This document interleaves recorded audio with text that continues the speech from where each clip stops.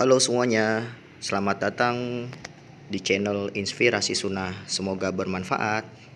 Teori lain dari stoicisme namanya teori apate. Apate itu nanti jadi akar kata, kalau bahasa Indonesia namanya apatis. Apatis itu kan kesannya sudahlah, nggak usah mikir hasilnya, paling ya begitu kan, itu apatis. Cuma arti aslinya begini, apatis itu apa? Orang melakukan sesuatu tanpa mikir hasilnya. Yang penting lakukan aja sebaik-baiknya sesuatu itu. Mbo hasilnya apa nanti. Itu apa tuh? Gambarannya kayak orang mana. Orang mana yang ndak mikir panahku nanti hasilnya kayak gimana. Mikirnya gimana caraku manah paling baik.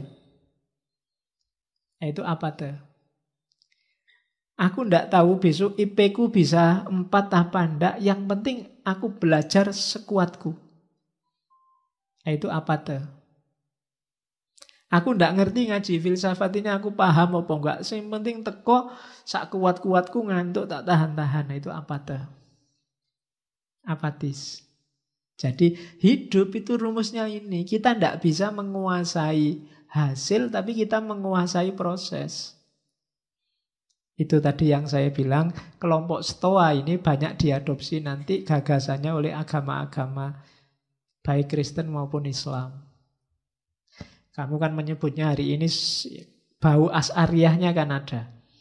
Jadi kita menguasai usaha tapi tidak menguasai hasil. Itu namanya kalau di Stoa kiasannya kayak orang mana. Apakah panahnya nanti tepat sasaran atau tidak masalah. Yang penting kita sudah berusaha semaksimal mungkin. Seandainya nggak tepat, kita tidak menyesal. Yang penting kamu sudah belajar sekeras mungkin. Kalau hasilnya nggak maksimal, kamu nggak menyesal. Tapi kalau kamu tidak belajar sekeras mungkin, hasilnya kok tidak maksimal, kamu pasti menyesal. Karena, aduh tadi mbok aku serius dikit. Kayak kamu nggarap tesis atau nggarap skripsi itu loh. Waduh ini sudah mepet waktunya. Udahlah, yang penting ono tulisannya. Mungkin besok-besok kamu menyesal. Coba dulu aku nulisnya agak serius dikit. Ada menyesalnya. Maka katanya orang-orang Stoa, hidup itu perhatikan proses. Berikan semuanya. Kalau kamu punya 100%, berikan 100%. Jangan tanggung-tanggung. Kita kan sering apa-apa itu, nanti kan bisa. Segini aja dulu, besok lagi. Selalu begitu. Biasanya hasilnya nanti menyesal. Aduh, coba tak kerjain kemarin. Sekarang ada tugas lagi. Double deh. Coba kemarin sudah selesai, sekarang lebih enteng. Salahmu dewe. Ya kan? Aduh, bolak-balik tugas, nambah lagi. Yang kemarin aja belum nih. Padahal yang kemarin waktunya banyak. Karena kemarin kamu tidak ngasih 100%, sekarang kamu dituntut 300%. Hasilnya menyesal. Maka kiasannya kayak mana. Tidak usah peduli hasilnya nanti kayak apa. Yang penting sudah memberikan semuanya. Kalau hasilnya belum maksimal, ya sudah, itu jalannya mungkin. Takdirnya mungkin. Nah itu kiasannya pemanah. Teorinya namanya apate. Di Indonesia konotasinya agak negatif, apatis. Apatis itu kalau di Indonesia kan, alah paling-paling begitu hasilnya kan gitu. Ya, tapi maksud awalnya tidak begitu. Maksud awalnya itu, lakukanlah sesuatu yang tadi berada dalam jangkauanmu, dalam kontrolmu, semaksimal mungkin. Hasilnya apa? Wallahu a'lam. Kalau di agama kan Allah itu kan tidak menghisap hasilnya, tapi menghisap prosesnya. Sejauh mana usahamu mendekati dia, itu nanti yang dihisap. Sukses apa enggak, wallahu a'lam juga. Wong kita memang kuatnya, yang kita kuasai cuma proses. Minum ini kan usaha, semaksimal mungkin. Ya, jangan sambil ngomong nanti keselak, itu namanya semaksimal mungkin.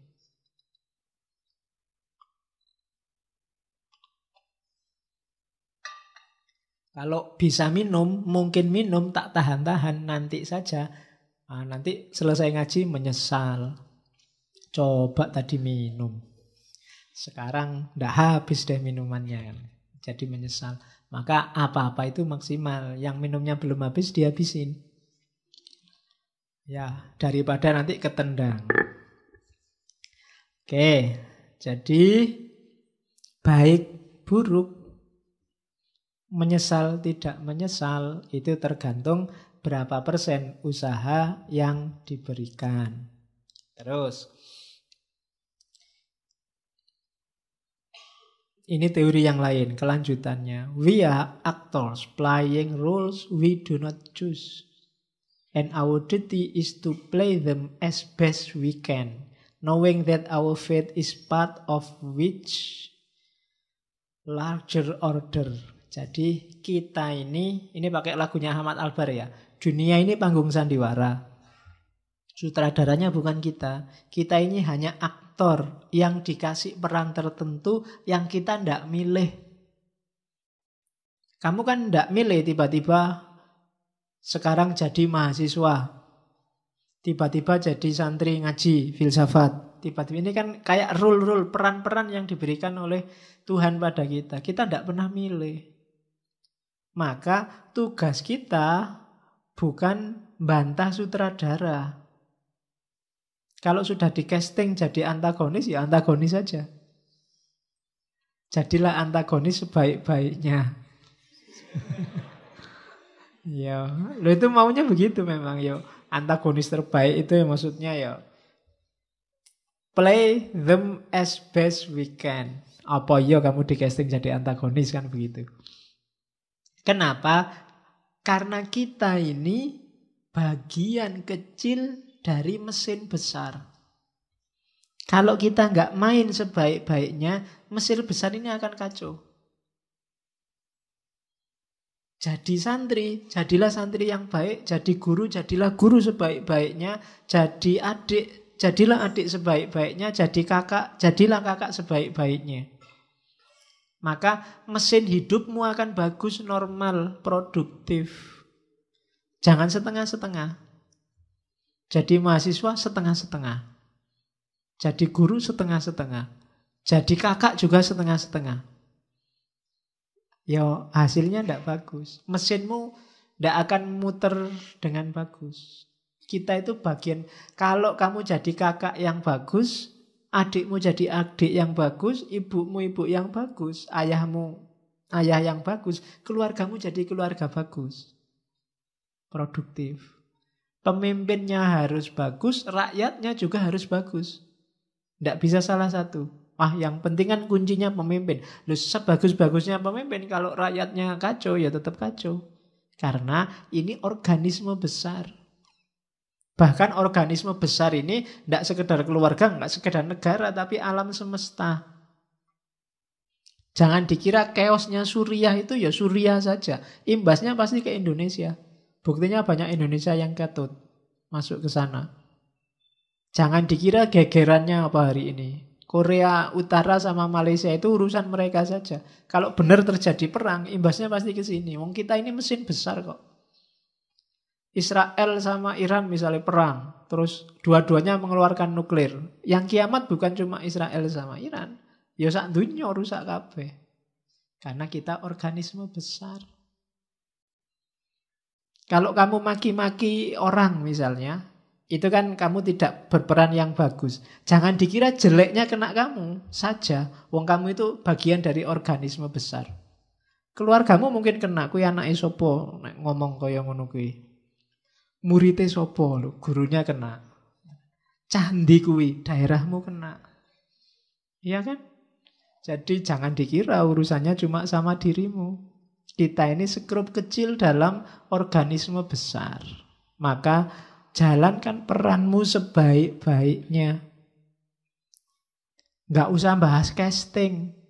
Aduh, castingku kok ndak enak ini jadi adik. Penginku jadi kakak. Ternyata nggak punya adik, punyanya kakak. Akhirnya jadi adik. Ya jadilah adik yang baik. Enak jadi dosen ya tinggal merentah-merentah, nugas-nugasin. Lu dosennya dulu juga pernah jadi mahasiswa. Dulu, sekarang castingnya ganti. Maka castingmu sekarang baru jadi mahasiswa. Perankan sebaik-baiknya. Biar nanti sama sutradaranya kamu diganti casting yang enak. Kalau jadi mahasiswa nggak becus, yo casting selanjutnya kan yo logos tadi loh, ada logikanya, ada hukumnya.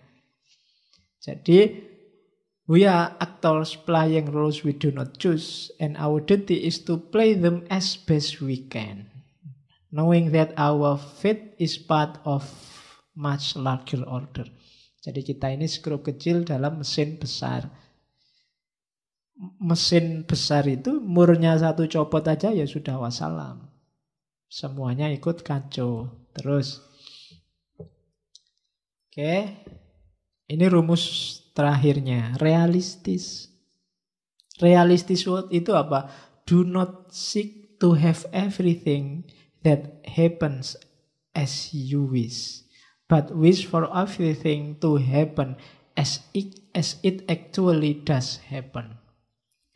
Jangan berusaha agar segalanya terjadi seperti yang engkau inginkan, namun inginkanlah agar segalanya terjadi seperti yang seharusnya terjadi. Jadi inginkan yang seharusnya, bukan inginkan sesuai keinginanmu. Bukan mengusahakan sesuai keinginanmu. Jadi saya pinginnya sih nggak belajar Pak, tapi nilaiku bagus. Nah, itu karepmu lah ngono kuwi. Gitu loh. Sunnatullahnya kalau ingin nilai bagus, belajar. Jadi berusahalah agar yang kamu inginkan itu yang seharusnya terjadi. Hidupmu lebih damai. Hidupmu akan tenang. Kalau yang kamu inginkan jadi basisnya bukan keinginanmu tapi realitasnya. Itulah yang namanya realistis. Ya saya realistis saja Pak. Kalau jadi milioner mungkin tidak bisa. Jutawan mungkin bisa lah kalau besok kira-kira kerjaan saya ini. Itu namanya realistis. Yang kamu hitung bukan keinginanmu. Kalau manut keinginanmu sih pengenmu jadi orang paling kaya se-Indonesia. Tapi ya orang mungkin. Nah itu namanya melihat fakta berdasarkan realitas. Bukan berdasarkan keinginanmu. Itu namanya realistis. Kuncinya hidup tenang itu hidup yang realistis. Pak kalau wajah saya kayak gini ya asal punya pasangan aja alhamdulillah. Itu lebih nyaman daripada saya Pak kulitnya putih, rambutnya panjang. Ya wis. Susah nyarinya. Ada kuda putih.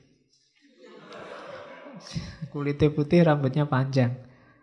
Oke, jadi hiduplah realistis saja. Sesuai standarmu, ya kamu yang bisa ngitung. Kayak tadi loh, yang dalam kontrolmu. Di luar itu jangan.